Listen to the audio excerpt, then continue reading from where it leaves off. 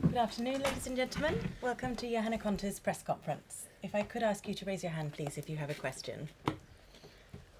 Thank you. Joe, how does it feel to be back 12 months on from that great run?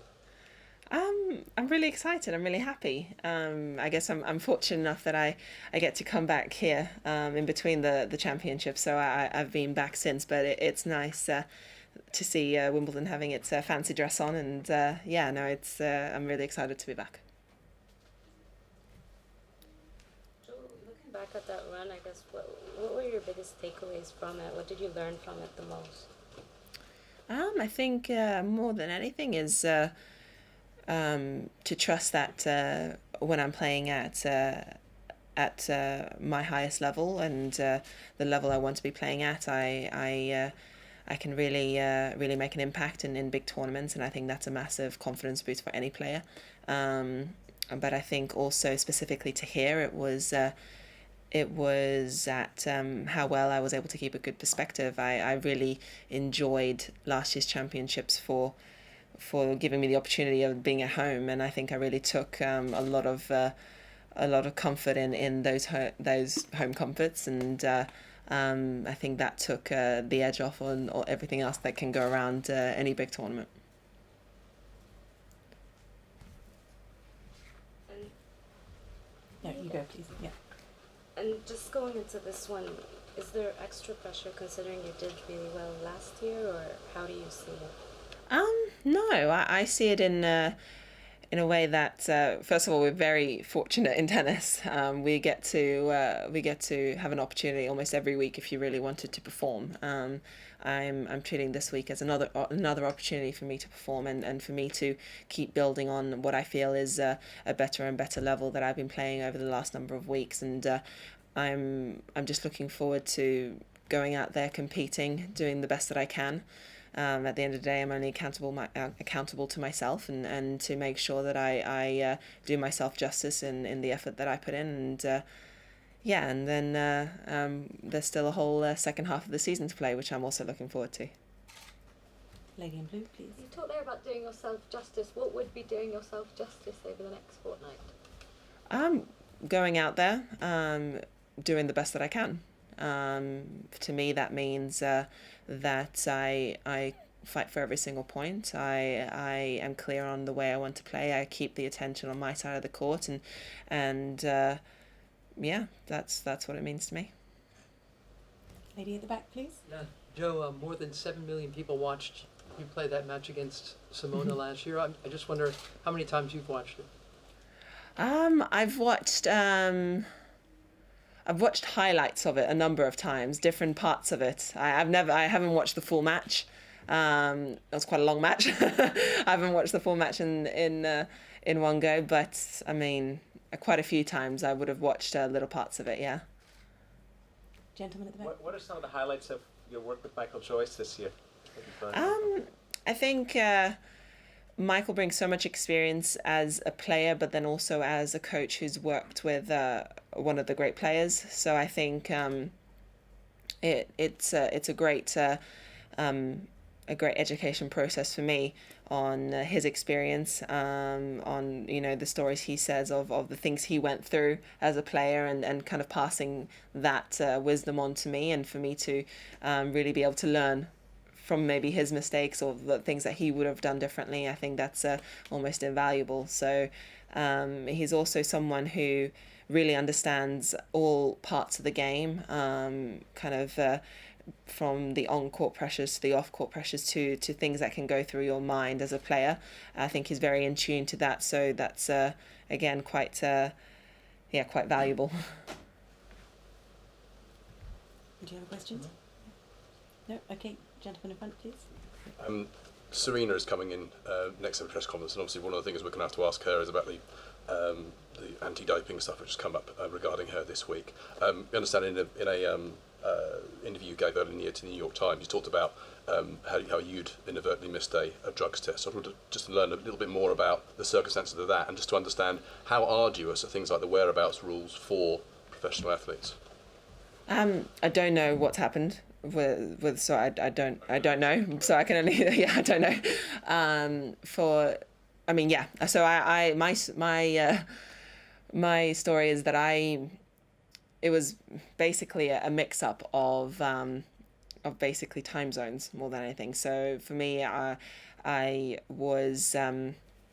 set my whereabouts. My whereabouts was for 6 a.m. on the Monday morning in London, but I flew on Sunday to Indian Wells, and I arrived on Sunday at Indian Wells. And when I got to the hotel, it was a little after 10 p.m. So I changed my whereabouts for the Monday morning, but the testing officer came out on the Monday morning, which was already Monday morning in London. So it was a bit of a tough one for me to swallow, because it was one of those where I mean, it was a little bit out of my control. But since then, I've just been trying to be extra vigilant on changing it even more in advance. To try and avoid those sorts of mistakes. But unfortunately, it's one of the things that comes along with being a professional athlete. It's not just specific to tennis, I don't believe. I think this is across all sports. It's important to have integrity in the sport, but I do feel that there's definitely room for improvement in the way athletes are sometimes treated. It's quite a violating process. People come to your home, you're in your pajamas. I mean, you get woken out of bed, pulled out of bed, told to take down your pants, give your arm, pee in a cup. It's an invasive process. So it's again, it's something that comes with the territory, but I don't think it's something that I will miss when I retire. I was just wondering, because then it goes down as sort of one strike. I think it's 3 before it's a violation. Does that make you more sort of nervy, something extra to think about? And also, do you now take sole responsibility for updating your information, or do you leave it? Do you have other people doing it as well? I've always taken sole responsibility for it. So from the very beginning, since I've been part of the testing pool, I've always done my own whereabouts. I've only ever called my agent or someone to help if I can't get onto it. If literally I've got no signal, or like I can't get on the Wi-Fi and I'm freaking out, then I will call and then they will try to do it. But I'm always the one that updates it. When that happened, I was super stressed. And I definitely felt hard done by, because I've always tried so hard to be so vigilant with it, and it felt like I got caught out on a technicality more than anything. After those initial few days of being stressed about, I'm like, oh no, I'm down to 2.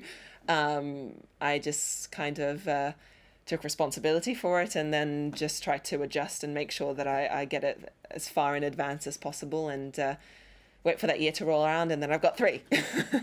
I think recently there was an Elise Cornet one where it was about a broken doorbell. I mean, are you now sort of extra worried about your doorbell and things like that?